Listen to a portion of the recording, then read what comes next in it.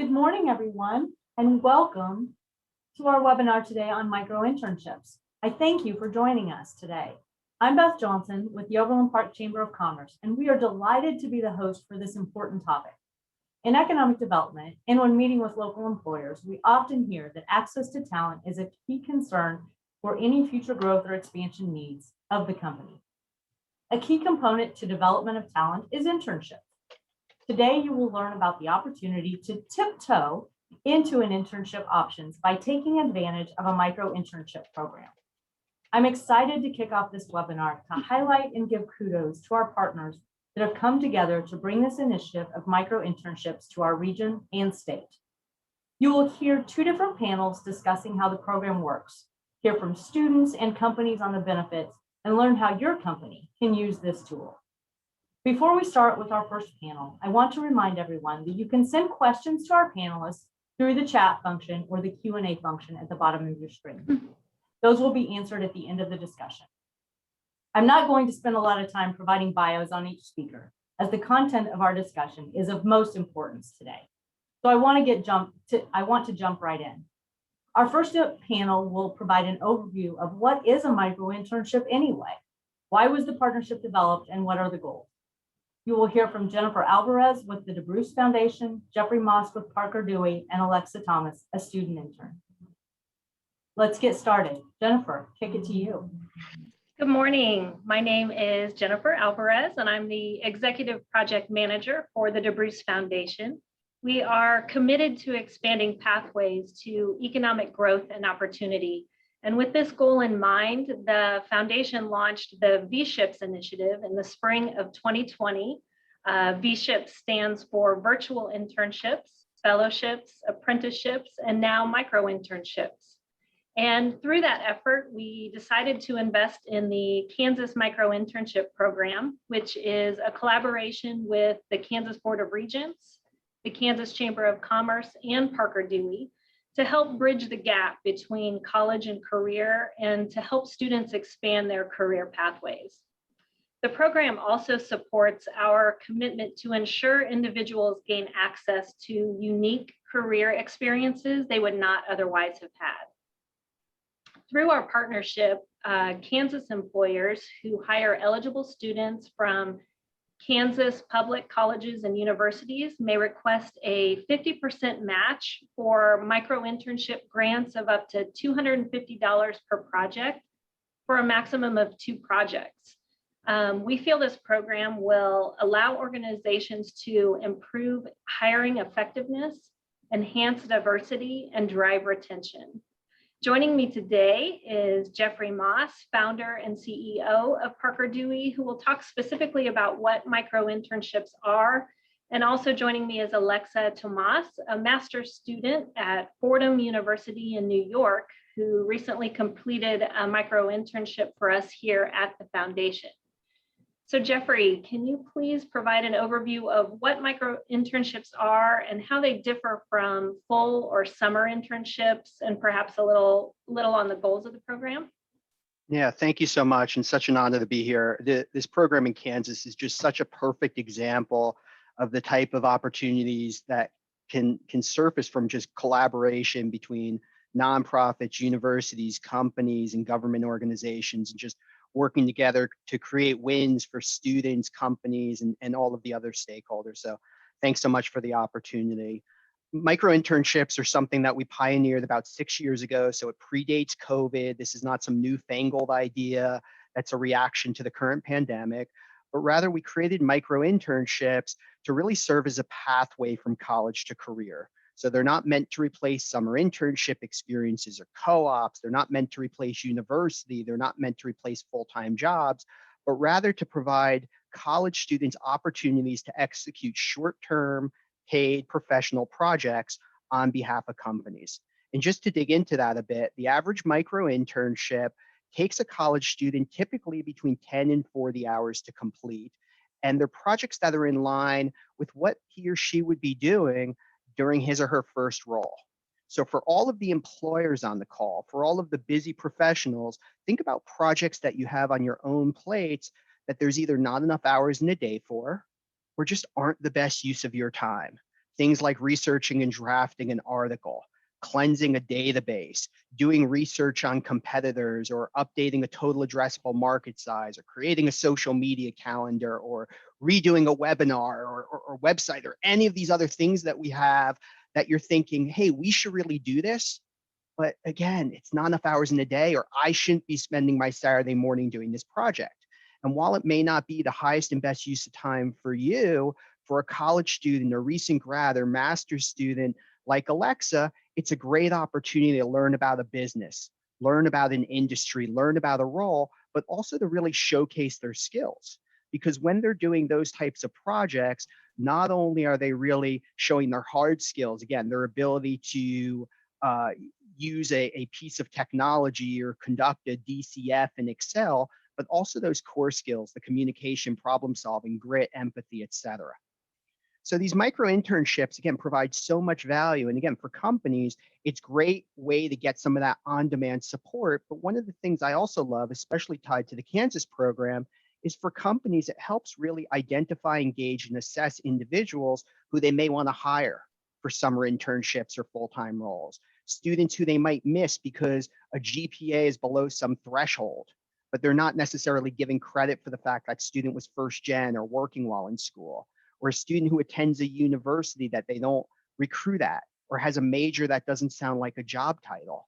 But it's also a great way to build a brand. Again, whether it's big companies or small companies, students have preconceived notions. They've all heard of Garmin, a Kansas company. They all think about Garmin because they have either a device on their wrist or in their car or on their bicycles, but are they thinking about technology or marketing or strategy roles there? Or maybe they want to get into healthcare, but haven't heard of a company like Cerner before. Here's a great way to introduce students to the brand, and then also students who may originally be from Kansas who might not realize how much interesting technology or innovation or companies are around. Here's a great way to introduce them. Think about all the financial services organizations in Kansas City. For those students who think they have to move to New York or Chicago to do financial services, it's a great way to build that brand. Sorry for the ramble. No, thanks, Jeffrey. That was great. Alexa, tell us why you chose to do a micro internship and a little bit about what your internship looked like here at the foundation. Sure. So I chose to do a micro internship because it allowed me to gain more insights into the specific type of work someone would be doing in their industry. And I really liked that I didn't need a specific career path or be in a specific location to do the projects that I had a passion in. And I was able to work with a diverse array of companies and projects that I would have not otherwise known about. So my micro internship with the foundation focused on finding and analyzing the statistically significant differences between survey response times and demographics. And I was able to work with the foundation's data analyst and was able to uncover a lot more complexities of the data set and work with him on how the project could move forward. And it was great having someone committed to working with me throughout the project. That's awesome. Thanks, Alexa. And why would you recommend micro internships to other students or businesses?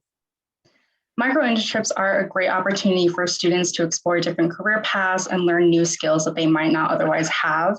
And it's also great for businesses to reach a broader scope of workers with diverse talents and expand their business reach. Awesome. Thank you, Alexa.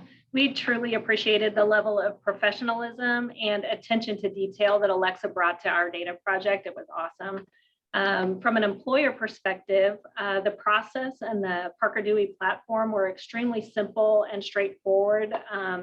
As Jeffrey mentioned, there really are just 5 steps you need to follow, from 1, posting your project in the platform, 2, selecting a student, 3, emailing instructions for the project to the student. Step 4, since students are contractors for Parker Dewey, you simply pay an invoice to Parker Dewey and the payment is held in escrow until the project is complete. And then Parker Dewey pays the student directly, which makes it super easy.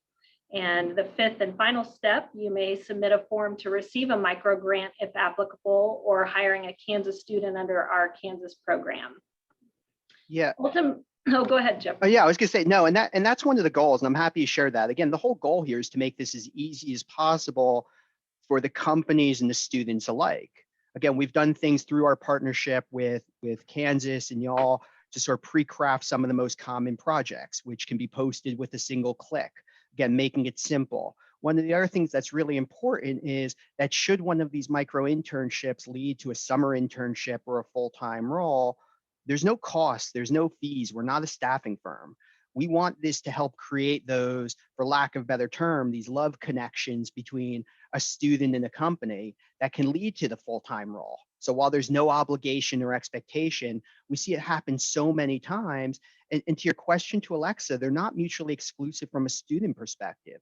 It's a great way for students to really learn about different industries and different roles and different organizations to really help them hone in on what is that right full-time role or summer internship.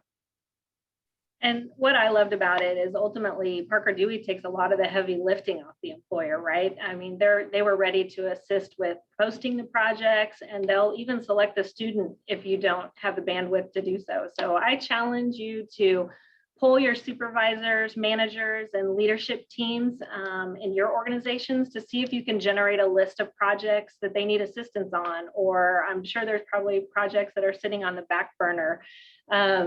Once we did this exercise with our small team, and we just have 15 employees, I was pretty shocked with the list that we came up with.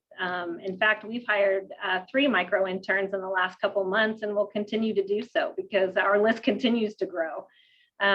So I highly recommend posting a project for the simple fact that micro interns are focused on taking work off your plate, not adding to your workload.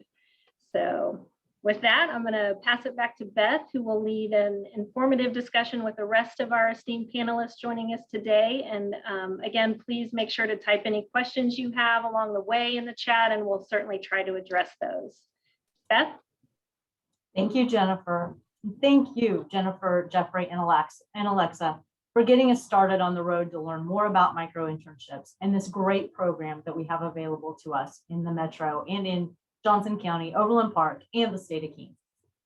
Our next set of speakers will dig a little deeper into the program. We have Ann Palmer with the University of Kansas, Tim Peterson with the Kansas Board of Regents, Eric Benson of Thunderhead Engineering, a company that has already taken advantage of the program, and Zach Katava, who completed a micro-internship opportunity. Remember, as Jennifer reminded you to, don't forget to send your questions through the chat. I'm going to have the panel introduce themselves and tell us a little bit about why they're involved and interested in this program. I'm going to start with you, Ann Palmer. Thank you so much. Hello, everyone. My name is Ann Palmer. I work at the University of Kansas, actually at the Edwards campus, which resides in Overland Park.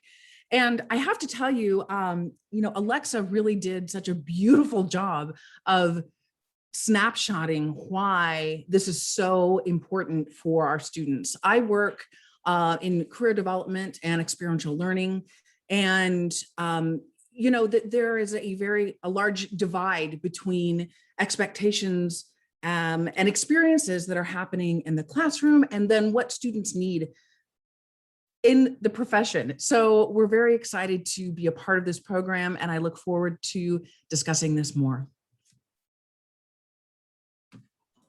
Tim, over to you.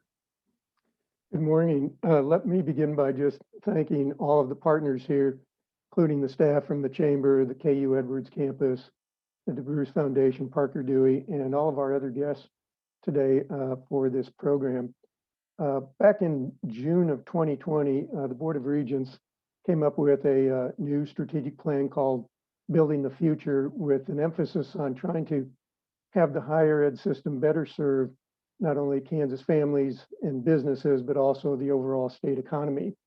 And so the Kansas Micro-Internship program that has been referred to is a great way to provide really 165,000 students at 32 public 2- and 4-year institutions across the state some of these opportunities that they probably never had before or might not otherwise have, doing short-term paid professional projects. It also provides employers across the state, whether those are private businesses, nonprofits, municipal governments, or what have you, some on-demand help that Jeffrey has described, as well as expanding and broadening the talent pipeline. We've got a lot of good students here in Kansas. We've got a lot of good employers. We'd like to connect them together and keep them here. Keeping them here and providing opportunities for businesses is utmost importance for all of us, I know, on this panel. Eric, why don't you give us an update? Sure. My name is Eric Benson. I'm the Director of Operations for Thunderhead Engineering. We're based downtown in Manhattan, Kansas. So K-State is where our company was founded from. Mechanical engineering professor and a grad student started the company. And throughout the entire history of Thunderhead Engineering, we've hired software developer interns. When I started in March of 2019, one of my goals when I began was to say, how can I increase the number of interns that we provide opportunities and experience for?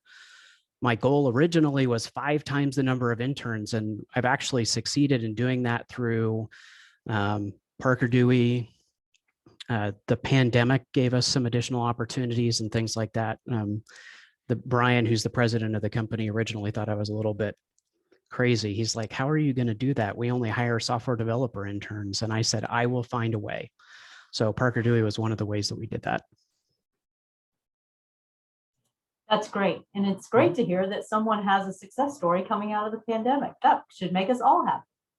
Zach, introduce yourself. Yes, thank you, Beth, and I'll echo my fellow panelists and say thank you guys for having me here and the opportunity to share my experience.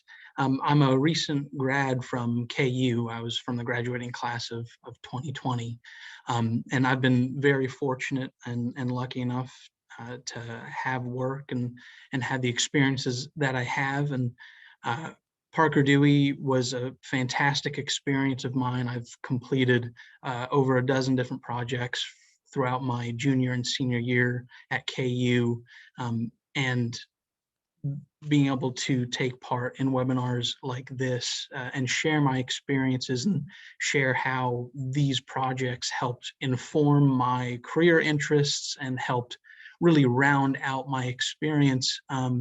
You know, kind of like Anne had said, in the classroom, it's fantastic. And KU was wonderful teaching me skills and how to think and problem solve. But these projects also helped round out how to use those skills in a professional setting. And so, you know, that's why I'm here today. And hopefully I'll be able to share some of that with you guys. That's great. And I'm not sure if anyone else noticed, but did anyone notice that we have KU and K-State both on the panel today? Success, yay for all of us. So I'm going to kick it back to Tim for a minute. Tim kind of did this a little bit in his introduction, but I want him to tell us a little bit more. K-Board usually works on initiatives with the Regent schools and has a good focus on education. Why was this program a belief that connecting industry and education made the most sense for K-Board to get involved with, Tim? Well, there's a short answer to that, but first let me just note that the partnership is actually with the Kansas Department of Commerce, not the Chamber of Commerce, although the Chamber of Commerce has been very supportive, has helped promote the program with their members across the state. But we were involved with another internship program called the Innovative Career Experience, or IC3 program, involving a couple of companies, one here in Topeka, one there in Overland Park the past few years.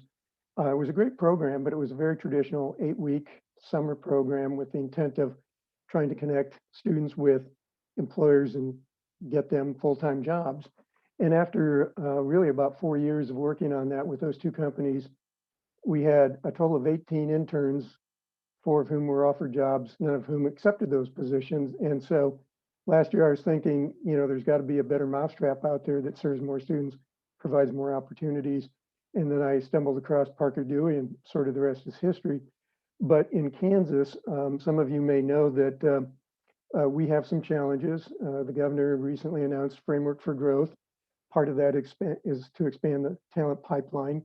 You may have heard that not long ago, Lieutenant Governor, Secretary of Commerce Tolan mentioned we've got over 41,000 vacant positions in the state and not enough people to fill them apparently. And as Jeffrey said, this isn't intended to fill those full-time jobs, at least not by micro-interns. This is not a gig kind of thing. Rather, it's a way of connecting students with employers here in Kansas. As I said earlier, we've got just tremendous talent here. And I will also just add one other quick thing here. KU and K-State are great. And those were the two institutions that provided those 18 interns I mentioned. But we've got 32 institutions here, including, you know, the regional schools, Wichita, 19 community colleges, 6 tech colleges, and they've all got great students. So we just thought this was kind of a no-brainer. It's really hasn't cost us much of anything. And both Department of Commerce and DeBruce have provided these funds for the matching micro grants that Jeffrey suggested that we might want to try. A number of employers and organizations already have both private sector and nonprofits. So we're excited about it. We just think it's going to kind of level the playing field for a whole lot of students that probably wouldn't have had these kinds of opportunities in the past. And any program that helps us get the word out about growing Kansas companies and the opportunities is definitely a success as well. Hey, Ann, during the pandemic, how are students accessing internships? How are they finding these opportunities? We have other education providers on the line, and I know they're probably dying to figure out how they get their students involved in these opportunities. Well, it's a great question, Beth. I think that, you know, through any campus, students are going to look internally. At KU, we have Hire Jayhawks, which is actually through the Simplicity platform. A lot of other universities use Handshake. You may be familiar with that as well. And, you know, the reason why posting internship opportunities internally with universities, why it's so important is that gives you a direct line in with career services, and career services are going to be promoting those opportunities to their students. Students are going to be directed there on a more regular basis, and it kind of filters things down for them a little bit. And students are able to know that there are people out there looking for Kansas students. And it's a big incentive to kind of give them a first place to begin. And then also, you know, there are a lot of students that are very interested in working with specific companies. So having information, specific information on your company's website, detailing as much as you possibly can, especially right now, where there will be, whether there will be a remote opportunity or if it's in person or hybrid, how that will work, opportunities to learn more specifically about the internships. I would say those are the main places, other than some of the other larger internships.com, Indeed, some of the larger websites. Certainly, you know, are very popular as well. But I think making those personal inroads, connection-wise, it'd be really great to go through the university's platform, Handshake, Simplicity, et cetera. Absolutely. Hey, Zach, tell us, why did you connect with the micro-internship program, and what was the return for you?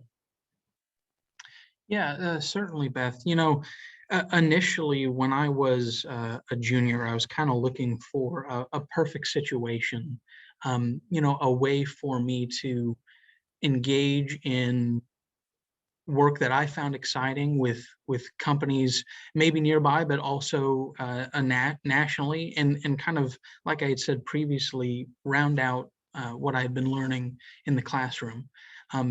And so initially when I found Parker Dewey, it was very much with the help of KU Career Services. It was one of the links that they had in opportunities for students. And so I thought, you know, why not? I should jump in and kind of see what it's all about. And it took all of one project for me to be absolutely hooked.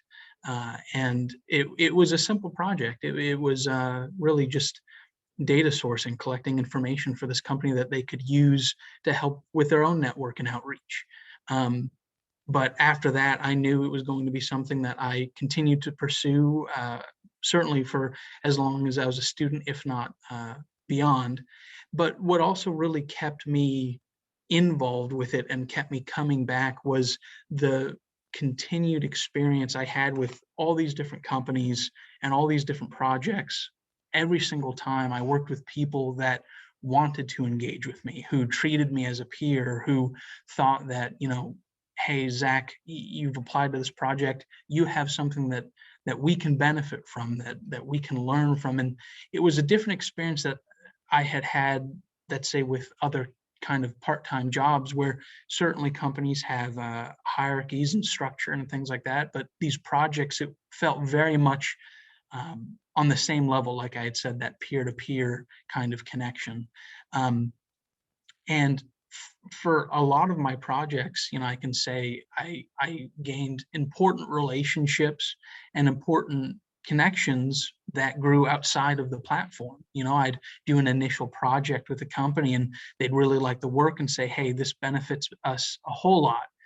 Do you think you can continue doing this with us? And of course, what am I going to say other than yes? But it was such a rewarding experience for me, and certainly on the student side, an easy one to get involved with. I jumped on very much like how I've created accounts on different platforms. We've mentioned, Indeed and internship.com. I created an account. It had my resume and experience information, and I was off to the races. And like I had said previously when I was introducing myself, it really helped inform what I wanted to do and what I wanted to pursue outside of college.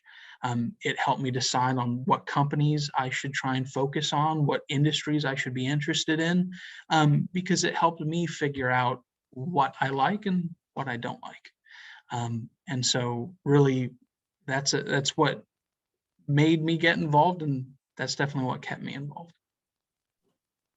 Zach, help me understand, though, from a student standpoint, how did you balance everything?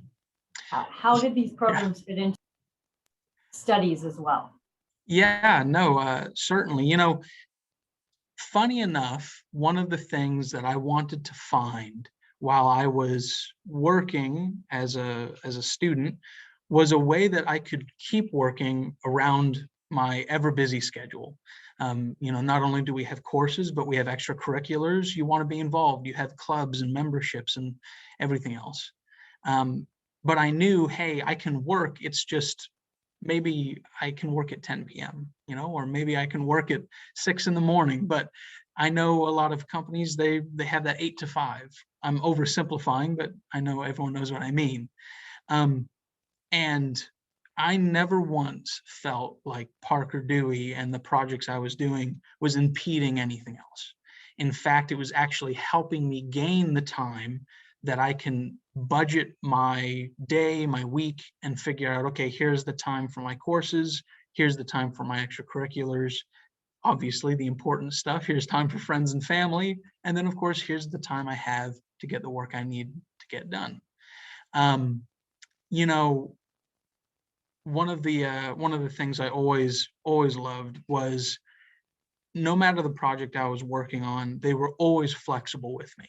Zach, if you have questions, please reach out. Outside of that, I'd do the work and I would certainly touch base as I moved through it. But being able to have that freedom to work some Saturday morning, finish up the project maybe Tuesday evening, and stay connected in between and turn in a finished product, it was fantastic. It worked perfectly well with my schedule.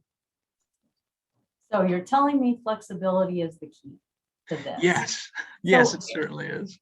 Eric, as the employer, tell me how the experience was working with the micro-internship program, and how does that flexibility feed into what the company is looking for as well? Well, before I continue, Zach was one of the micro-internship I wanted to work with. I mentioned this in the panel prep. He was so busy that we couldn't actually, didn't quite fit. He was trying to, I could probably make this work. So he's very successful. But the other micro-interns that we worked with were equally proficient and efficient. I felt like I was working with professionals. So that was great. The interaction and the entire platform was excellent. Being able to post, look at the people who are applying, talk to them. I love learning about students and where they're headed. I have a ragged resume myself. I didn't quite get where I am just by hitting my major and having everything work out for me. So it's nice to see people who don't have it quite figured out. But I don't think I'm answering your question. at the fall 2019 K-State Career Fair, we were hiring software developer interns. We found some people who were very qualified. I asked the Carrie Keller, who's the head of the K-State Career Center, what she had in store, what's new, what's exciting. And she talked about Parker Dewey, and I was interested. We had a bunch of projects. We're small. At the time, we were 12 people, and there were projects that we needed an expert for, but we didn't have enough to build a full-time internship or a full-time career. So Parker Dewey fit this gap really well. I went back to the leadership team here. We kind of filtered out what those projects were and went down to the ones that were entry level. And I don't mean entry level as in, data, like social media campaign. It was ones where we needed somebody who kind of had a fresh perspective and had a skill set that could do things that would help us move a project along. For us, since we're a software developer company, middle and senior level are people who have very advanced skill sets. So it's not something that we, I don't think we would look for somebody in the Parker Dewey world there just because of the technical requirements. But so we started with 5 micro-internships. 3 of them ended up working out really well. One of them we fired ourselves. We realized we weren't ready for it. One of them didn't work out quite so well, but we kind of figured out through that process what looks like a good project and what doesn't. If it's not appealing to a student, they're probably not going to do a very good job. If it's not clear, they're not going to do a very good job. I think Zach is an excellent example of what the student communication looks like. But from the employer perspective, we learned a lot about what the next round of micro-internships will be. We have a success story as well. We hired someone from Central Florida who would not have hit our GPA cap. Turned out to be an excellent person, very qualified. We ended up hiring him for a job. We made a job so that he could join our company. And that's a win-win. I'm excited to try to do that again and vet people so that we can find another great employee.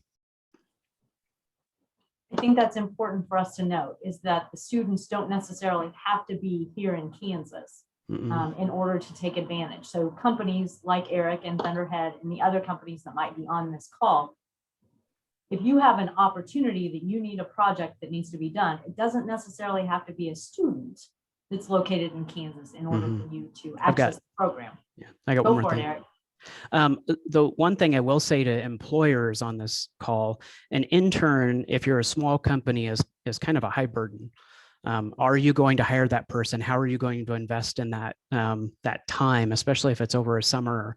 We hire people for a year to a year and a half. That's a significant commitment. A micro intern, what the win for me in proposing this to the leadership team was, this is experience for a student. It's a win for us. It's a small commitment. We don't necessarily have to hire this person because we don't have that position available, but we can provide an opportunity for someone to learn a skill and help us along the way. And when I proposed it that way, everybody was in. The entire company was excited when, Noah, who's the person who started, they realized that he was a micro intern. We invited him into Slack. He was part of the team during the duration. Everyone was. And, as they kind of cycled through, it was, hey, we hope you have a great time. So for those people we didn't hire, it was still, we welcomed them to the team and made sure that they were part of our efforts to make a great company. Beth,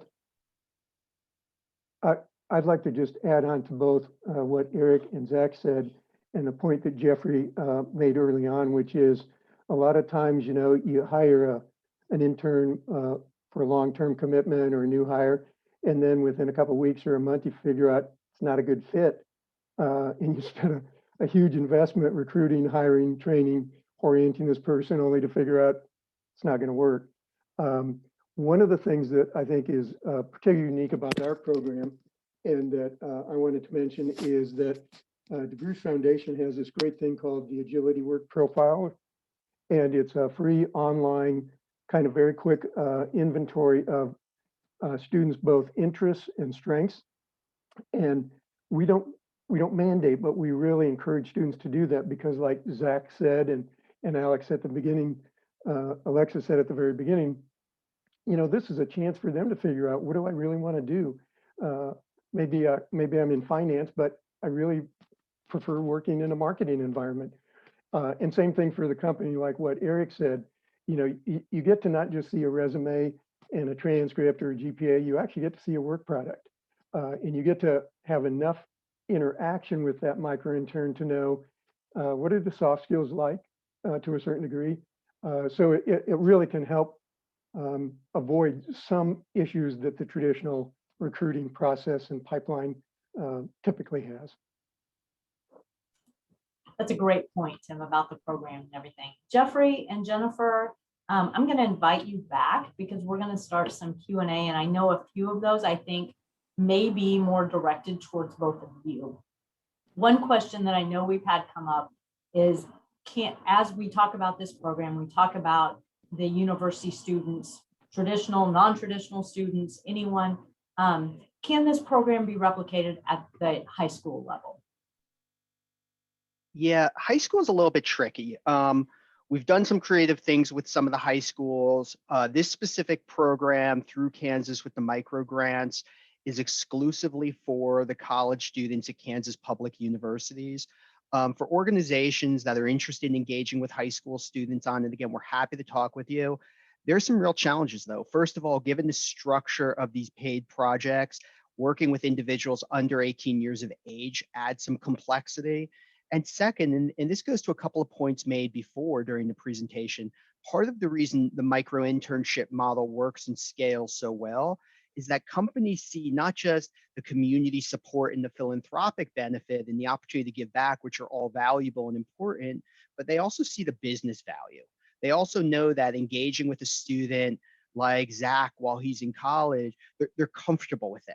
They've worked with interns or new hires before. They know someone like Zach or any of the others can really, again, provide that value and make their life easier, to Tim's point, and offload the work. When you get into high school, that value proposition is less obvious. Again, for organizations that want to use this to give back to high school students, we're happy to work with you. We've shared best practices, project templates, et cetera. We've seen high schools, quote unquote, teach it in the classroom. So we'll do whatever we can to be supportive. But again, through this program, unfortunately not. Thank you for that. We did have a question come in that I know some of these questions have been being answered in the Q&A back and forth. And so, but some of these I think I want to make sure that the whole audience is hearing. One of them is, are internships typically remote, pre-pandemic, after pandemic, or is the expectation that the intern will be in the office? And then another question that I think ties into this one is, how long is the typical micro-internship program? I'll hit both of those, but again, others feel free to interject. Typical micro-internship takes a college student between 10 and 40 hours to complete. There's no magic to that, but that seems to be a good amount of time where there's a real project that a student can get his or her hands dirty and get it done and have a deliverable, but it's not so long that as a company you revert back to the traditional model of, well, let's do a bunch of interviews and let's only focus on certain GPAs, et cetera. Once you start looking at sort of 6-week or 10-week projects, et cetera, companies tend to revert. Now, we will see a lot of companies work with students, again, like Zach or others, on multiple projects. So we want to do a new product launch. First project might be a total addressable market size, which is a 10-hour or so project that they need done by the end of the week. Second project might be a competitive analysis, and they can work with Zach over and over, or they can work with other students. These projects tend to be due, though, a few days to a few weeks out. So these aren't things that you need to plan a month or 2 months or heavens forbid, 6 months in advance. These could be those we shoulds that you wake up saying, oh my God, my to-do list is like this. I need someone to write the article and I need it done by Friday. You can post that today, pick a student tonight and have it on your desk on Friday. It truly is that fast. What was the second question? I got caught in my ramble. How long do the internships usually last? Which I think you did. That was, yeah. Oh, then it was the first part. Yeah. Oh, like that, reverse it. What was the first part of my question? Beth, I think it was, are the internships typically remote? Got it. Yes. Yes, so pre-COVID, about 96% or so were remote. And what we found was remote worked well for everyone. So again, you could be a student in Lawrence, Kansas, who wants to return home to Kansas City upon graduation. You can't really be on site when you have a full course load. That just doesn't work. Or you're attending university in Wichita and there's a great opportunity in Lawrence, or any number of iterations. We found these remote projects are a great way to expand that access. What we also found was it's easier for companies because you're not thinking about where's the student going to sit or anything else. Now, we still see a lot of interaction. So we'll see a lot of companies say, hey, Zach, let's hop on a quick Zoom call. Or when the project's done, we'd love you to present to the team. We've seen a lot of situations where when it's geographically possible, Zach, you were wonderful on this project. Why don't you come into the office? We'd love to introduce you to some of the, so we're seeing a lot of those things happen.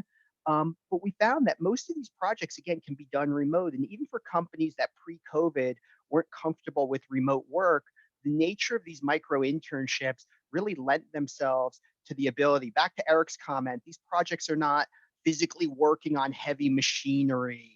They're not projects where you're looking at social security numbers of thousands of people in financial services. These are projects where you're primarily using either public data or less sensitive data. That said, all of the students are under NDA, but these are projects a student can do from his or her desktop, sort of between classes, nights, weekends, whenever, and there's no real need to be in the office. Yeah, and I can echo you there a little bit, Jeffrey. Certainly both those questions, right? Remote or in office, and then really how long do these projects last? My experience, and I'll just simplify it a little bit, I can apply and be hired for a project that, let's say, the company believes this will take 20 hours. My perspective on it, depending on my time and the scope of the project, if it was 20, a lot of the times I found myself, hey, I've completed this work in 10 hours, 12 hours, 15 hours. And I'll say that's not me necessarily, how should I say, not putting a lot into the project or putting a lot of effort into it. I certainly was, but with the company, and I would think from the company's perspective, they want to, when posting these projects, post it with that time frame. What is the maximum that I think this should take? What time frame works best for me? And the student, and I'm speaking from experience now, the student, I'll make it work around my schedule.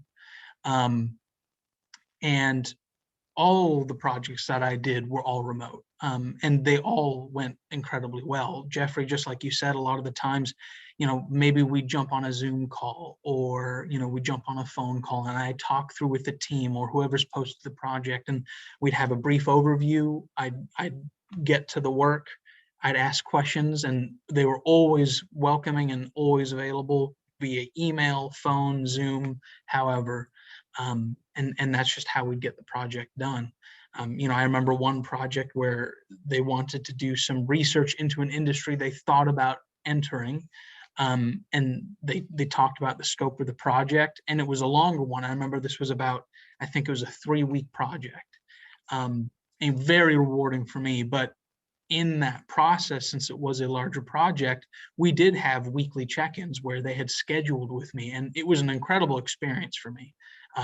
This company, filling my my virtual calendar, so to say, it was very, very cool. So I wanted to share that. Yeah, this also goes back, I think, to something Jennifer said before. I mean, the goal is to make things easier for the company, easier for whether it's someone in marketing or sales or HR, doesn't matter what department.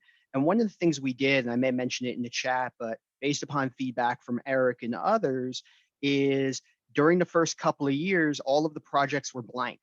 So the companies were posting them from scratch, and you still have that opportunity. But one of the things that we've done is really templatize these projects based upon best practices. That we've done thousands of projects where you're asking a student to write an 800 to 1,000 word blog article. Well, great, we templatized it. And we know that project probably takes about 15 hours, and we know a fair price is probably 250 to 300 bucks.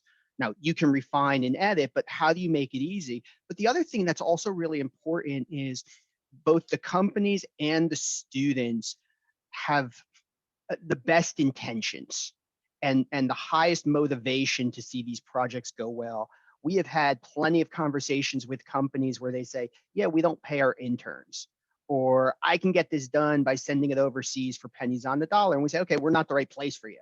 Like, this is not a platform to take advantage of college students.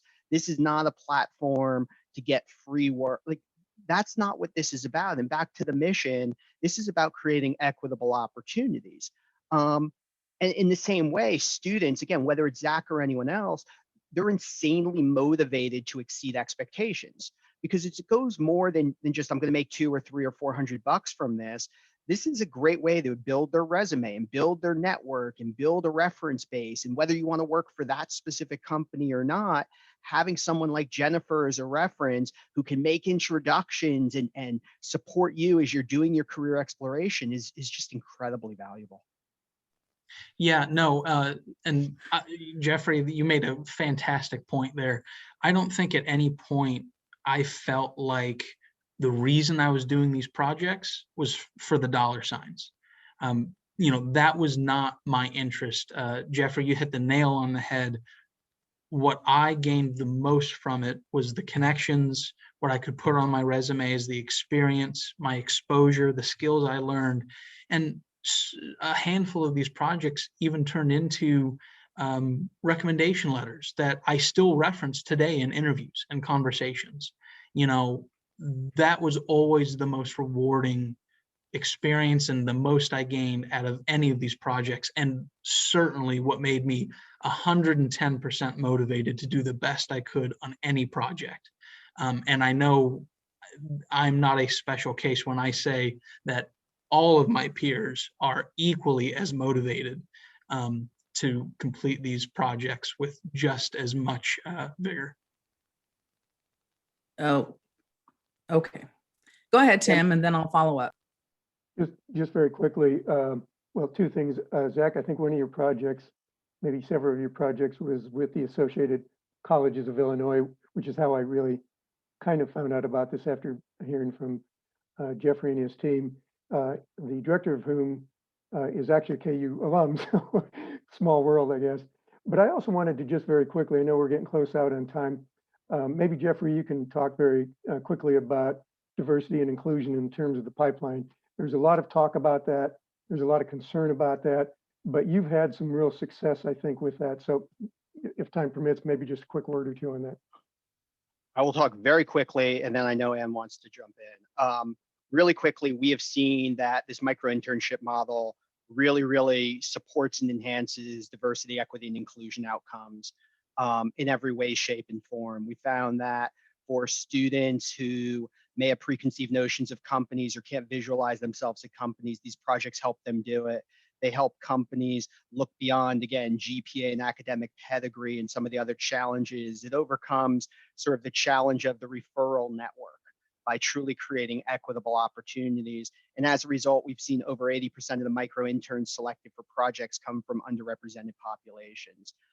Happy to talk with any of the organizations offline about this as well. We've seen a number of incredible companies engage their employee resource groups or business resource groups in this kind of an initiative, which not just supports their campus recruiting, but also the retention and support and internal DEI efforts. So thanks for highlighting that, Tim. Hopefully that was brief enough. No, it's actually, thank you for that beautiful segue, Jeffrey.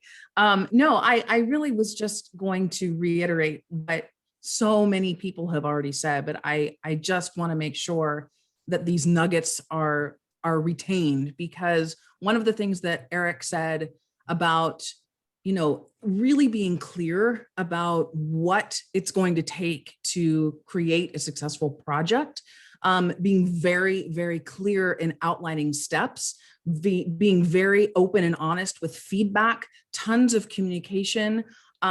Students really benefit from that, and they need that. They need to know. I mean, at the same time, this is such an incredible experience for students, but they are learning through this process as well, and need that feedback and need very clear touch points to refer back to, whether that's instructions or having those touch points, have one-on-one communication. I think those are so important.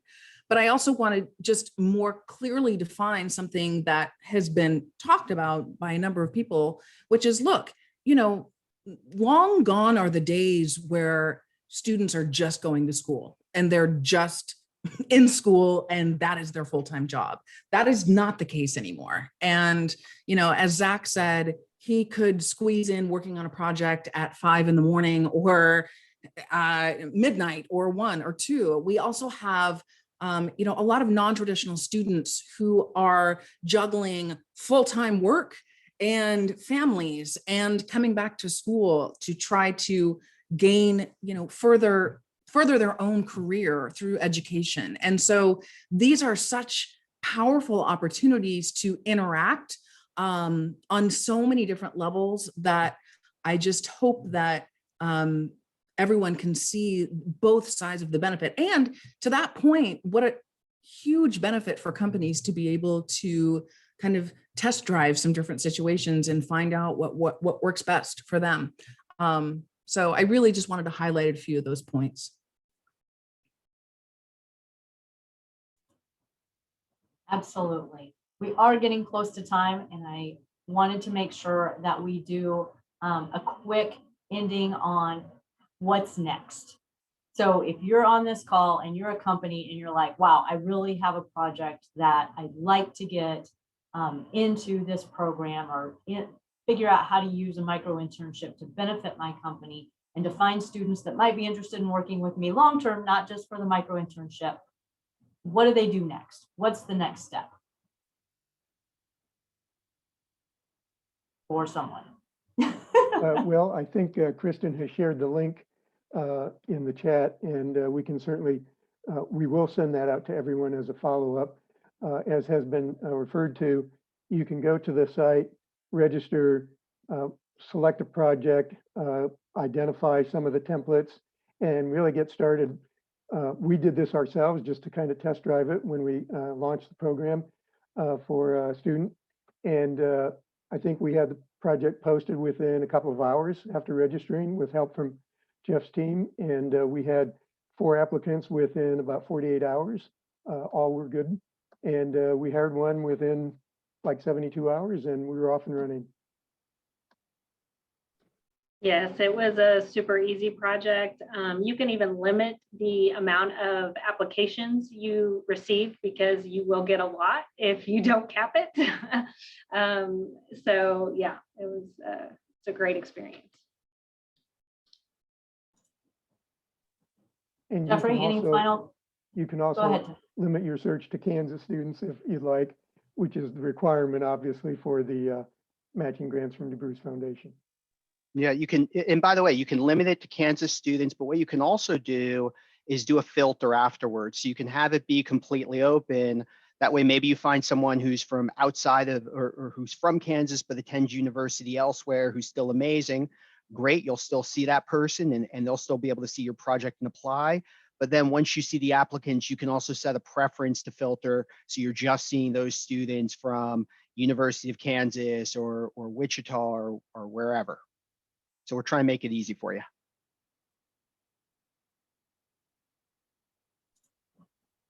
There was a last question that came in that I want to make sure that we answer. Are companies limited to 2 projects per year or 2 per lifetime? Is there a limit? How does that work? The limit on the micro grants are for 2 projects. In terms of total projects, there is no limit. The more, the better, if they're well thought out, like Ann said. And part of the belief and part of what we've seen beyond the Kansas program, and I think Eric can attest to this, is there's so much value created from these individual projects, like full stop, whether it's getting the work done or finding someone like Zach or Alexa or anyone else. Like there's so much value. I think the Kansas program is just a great example of how the state, and I think Paul Fain said this in his article about it a couple of weeks ago, is priming the pump. that for organizations that may not have done this before, for organizations that might be feeling some of the economic challenges tied to the pandemic or haven't historically recruited college students, here's a way to dip your toe in the water. And what I love is the Kansas program is making it even easier while still making sure everyone still has some skin in the game. Absolutely. As we end today, I want to tell you how thankful I am for all of you for being our partners in this. It's really exciting to learn more about the micro-internship opportunity, what's available for Kansas companies, what's available for students to learn more. I want to highlight the fact that I think Jeffrey put it in the chat that Zach had been looking at moving out of the state of Kansas, but because of his experiences, he actually works with a company located in Overland Park. And headquartered here. And so that's really exciting to watch Kansas companies reach out and make those connections with students that allow them to stay in our state and learn more about the great companies that we have. This is a great program, and it's exciting to see that the state of Kansas is a leader in getting out there and starting a program that provides funding to companies to find interns, to get projects done and things that also will help them benefit into the future with growing that talent pipeline. Whether you are a company seeking talent or an education provider with students, I hope that you are walking away with a better sense of what the micro-internship program is and how it can benefit your group. There's information on the screen on where to go next. Some of that was also shared in the chat. Information will also be sent out to all of you that are registered for this program today so that you have that in your email inboxes later today. The funding for the Kansas program will not last forever. So I encourage you to start those conversations, to get started figuring out your projects and reach out to our partners so that you can benefit from this great program, from these great students, and get projects done for your company.